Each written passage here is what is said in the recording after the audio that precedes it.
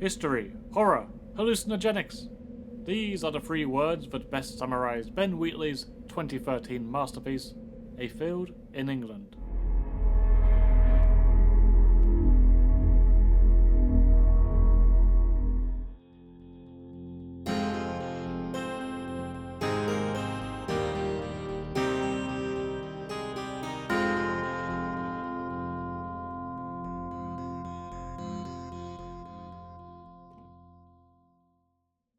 Director Ben Wheatley first caught my attention with his second film, Kill List. Bleak, barbarous, and unmistakably British, its tale of hitmen and savage cults struck me like a hammer blow to the head. The film instantly guaranteed that any future Wheatley films would be must-watch movies in my house, a feeling that has continued to this very day. Sightseers was his next picture, which I really enjoyed, though its more comical nature was less suited to my tastes at the time.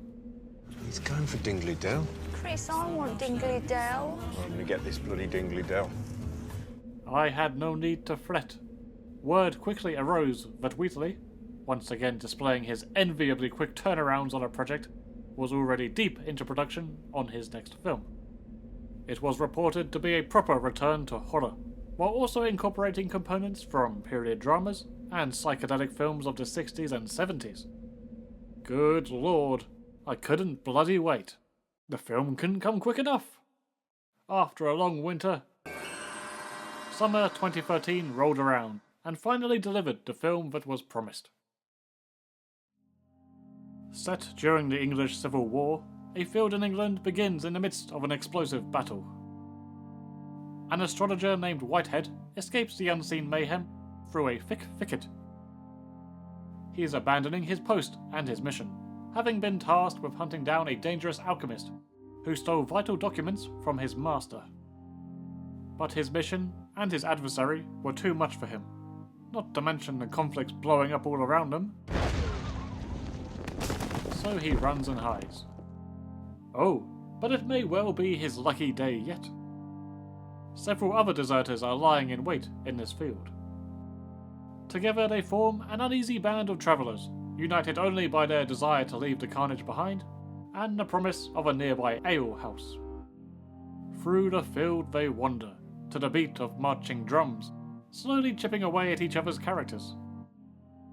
As time presses on, with no alehouse in sight, it becomes clear that another secret plot may be in motion. A plot that involves buried treasure, twisted alchemy, and a diet consisting only of magic mushrooms.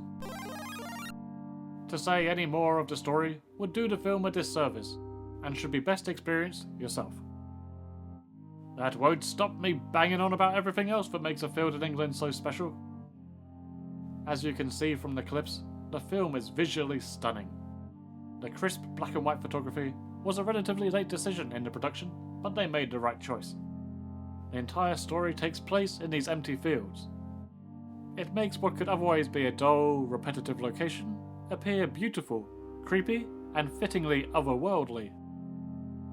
And yes, it also helps ground the movie in its muddy period setting. The filmmakers found naturally good-looking imagery in this dreary field, but they were not content to rest there. A Field in England relies heavily on style, and indeed that is what dominated critics' and audiences' reviews at the time. The trippy editing that berates the viewer, after some unadvisable mushroom mush consuming, was the talk of the town. Unsurprising, I mean, look at it.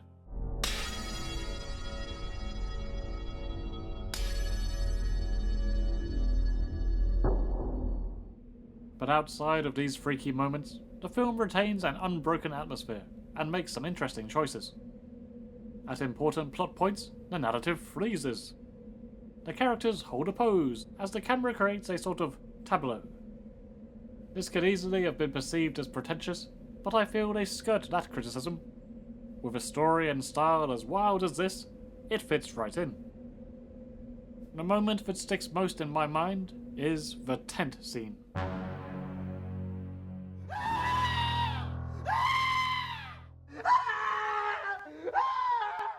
Over frames of black, and footage of the other poor sods, we hear Whitehead's horrifying screams of pain emanating from the tent. As the screams subside and a dreamy synth sound rises, Whitehead emerges in slow motion. He's done up like a 17th century rope bunny, wearing the most devilish, haunting expression. It is like an entirely different man entered the tent than the one that left it. The shot lasts for almost 3 minutes. An excellent marriage of story, direction, acting, and soundtrack. Really damn scary. And then it cuts to the complete opposite side of Mania, with the gang chasing Whitehead on a rope, as a strange version of Ring of Roses whistles along. Bloody bonkers. Amy Jump, Ben Wheatley's frequent collaborator and wife, penned the script. They both commented on the struggles of crafting dialogue that is period appropriate, but also coherent to modern audiences. I'm no expert, but I think they did a stellar job. It did not come across as gimmicky, distracting, or overtly stiff. And it leads to some wonderful turns of phrase. You're finished, Scrivener! Damn your impudence! You obsequious little turd! Your privy parts are doomed, homunculus! A certain piece of dialogue has become second nature, and must be repeated every time I drink alcohol.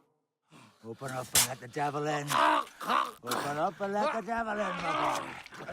Open up and let the devil in! Other quotes just remind me of that other masterpiece from that era. I'll give anything for a good stew and a belly full of beer. I'd be a lot warmer and a lot happier with a belly full of meat. Fuck off! The cast do well to deliver the dialogue, but what do you expect from such a wonderful set of actors? The cast may be small, but there's not a dud among them. Those familiar with British TV will be happy to spend time with recognisable faces. Reece Shearsmith, Julian Barrett, and the like. For me, the standout is Michael Smiley, as the film's bewitching villain.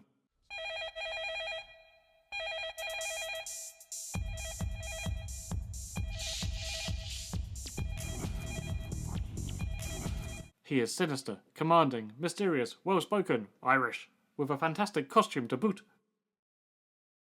Wheatley and Smiley are truly one of the great underrated director-actor partnerships. The release of a film in England was almost as unique as the film itself. Unheard of for a British film at the time, it was to be released in the cinema, on demand, home release, and scheduled to be broadcast on Film 4, all on the same date. A bold move, but it helped to generate further buzz. Bzz, bzz, bzz, bzz. All I can say is it was a really surreal day.